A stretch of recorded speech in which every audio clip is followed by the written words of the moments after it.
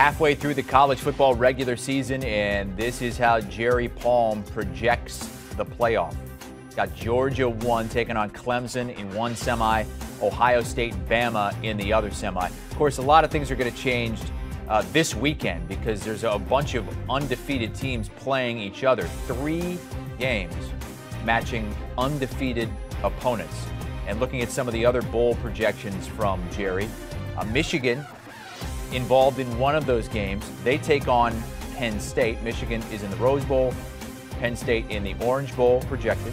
Tennessee, also an undefeated team, going to be taking on Alabama this weekend. So some really good games. Oklahoma State involved in one as well. TCU, they'll be playing in the Big 12. So let's break it down with Jerry Palm here on HQ. Let's start with Alabama and Tennessee. That game is on CBS. Are the Vols a playoff contender yet? They are if they win this game. Yeah, they certainly are. I mean, this would be a huge statement for Tennessee if they can beat Alabama, even if Alabama doesn't have Bryce Young in this game. And I don't know, I kind of expect he'll play. But even if he doesn't play or if he gets hurt and they beat Alabama anyway, I mean, Tennessee is in a great position to make a run at the college football playoff because they'll have the kind of a win that few other teams can get. So that would be tremendous for Tennessee. Plus, you know, for Tennessee, they're just looking to get their first win against these guys since 2006. So they've got a monkey they need to get off their back here. But Tennessee is best equipped to win this game better than it has been in years with their offense and an improved defense from last season. Yeah, I think Nick Saban was the Dolphins head coach the last time that Tennessee beat them. They're going to try to keep Alabama from lighting up those cigars as they always do after wins against Tennessee. Also have a matchup between the last 2 unbeatens in the Big 12, Dennis. Oklahoma State heading to TCU. Is the winner of this game the only remaining hope for the Big 12 to get into the playoff this year? Yeah, because they're the last undefeated teams, and you're probably going to take an undefeated team from this league to have a legitimate chance at the playoff. Now, other things can happen, and maybe we get a one-loss team in there that's not Alabama or Georgia or Ohio State or Michigan. That's, you know, if we get enough chaos, that could happen. But realistically, if the Big 12 is going to put a team in the college football playoff, it's probably going to have to be an undefeated team. So the winner of this game is really going to be the last hope for this league, realistically, to get in the college football playoff. But that said, an undefeated Big 12 team is going to be a strong candidate, stronger maybe than an undefeated ACC team. I don't know about stronger than an undefeated Pac-12 team, depending on which one it is, but they're good because of the depth of strength in that league. An undefeated Big 12 team is going to be attractive. Yeah, I feel like Texas might be the best team in that league, but they already have 2 losses overall, so it would be almost impossible for them to play their way back into it. All right, you have a couple of unbeatens matching up in the Rose Bowl in your projections with USC facing Michigan. Let's focus on the Trojans. When you look at their path, finally going to take on a ranked team for the first time this season, it's a Utah team that's already lost twice. Do they have the easiest path to the playoff among the major contenders? In the Pac-12, no, that's Oregon.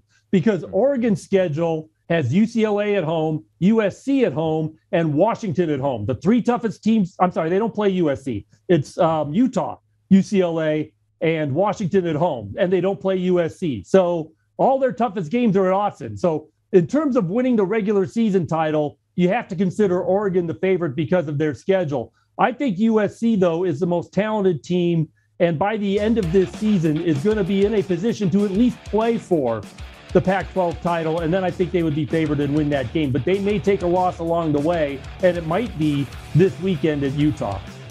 You haven't taken on a Michigan team that right now is 6-1 to win the Big Ten. Ohio State is the favorite. Then it's Penn State. Michigan and Penn State playing this week, and you have the Nittany Lions in one of those New Year's 6 games taking on NC State in the Orange Bowl. Nittany Lions, a sneaky 5-0 start, but they've got Michigan and Ohio State the next 3 games. So is it not going to just play itself out for you over the next few weeks with Penn State? Yeah, for sure. I mean, Penn State, you know, they got a test at Purdue. They overcame that. But, you know, Michigan and Ohio State, that's how you measure yourself in the Big Ten. Michigan and Ohio State. Penn State looks to me clearly to be the 3rd best team in this league, you know, but I don't know that they're as good as either of these teams, and especially having to play Michigan on the road. So, you know, Penn State is really going to get a test this week. We're going to find out what they're made of.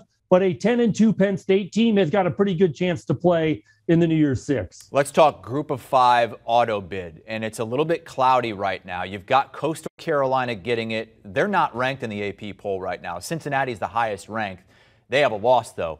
James Madison is undefeated. They're ranked number 25, but they're not allowed to play in a bowl game because it's their first year in the FBS, which is ridiculous if you ask most college football fans. How cloudy is the Group of 5 as it stands right now? Yeah, it's pretty cloudy for sure. Coastal Carolina is the last postseason eligible undefeated team among the Group of 5. As you pointed out, James Madison not eligible. And by the way, will not appear in the college football playoff rankings because they are not eligible. It is pretty cloudy. Coastal Carolina is probably the best hope left from the Sun Belt, which got off to such a strong start this year and then has started to fade a little bit. But otherwise, you start looking at the one-loss teams, and Cincinnati would probably be the strongest. Houston has faded away. We'll have to see if anything emerges from the Mountain West, which is a bit jumbled, in particular because Boise State got off to a bad start. Now looks like they could be really good. San Jose State might be the best team in that league. They also already have a loss. So it is a very cloudy, muddled picture. And we may end up with a Group of 5 team that is not in the top 25 rankings at the end.